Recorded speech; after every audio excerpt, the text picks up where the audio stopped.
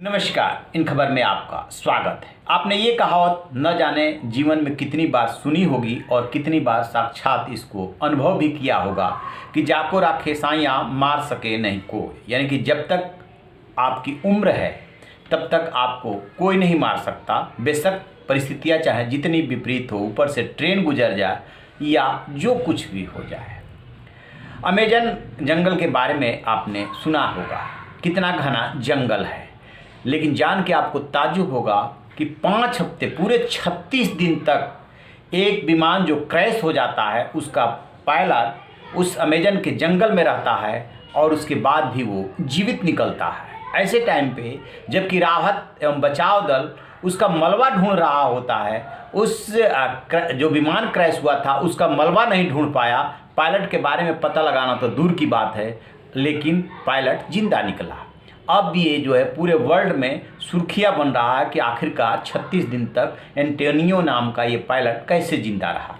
हुआ ये था कि 28 जनवरी को सेस्ना 210 नाम की जो फ्लाइट है उसने जो ब्राज़ील का राज्य है पारा, उसके अलेंकेर से अल्मीरीम के लिए उड़ान भरी थी और कुछ मिनट बाद ही पायलट को इमरजेंसी लैंडिंग करानी पड़ी थी क्योंकि कुछ उसमें गड़बड़ी आ गई थी।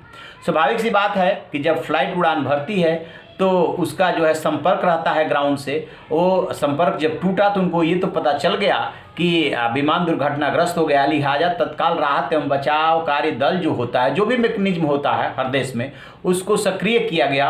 काफ़ी दिनों तक ढूंढा जाता रहा। अमेजन के जंगल से के ऊपर से न जाने कितनी बार विमान गुजरे होंगे, राहत बचाव दल गुजरा होगा, लेकिन मलबा नहीं ढूंढ पाया, तो पायलट के बारे में पता भी नहीं लग पाया। स्वाभाविक सी बात है।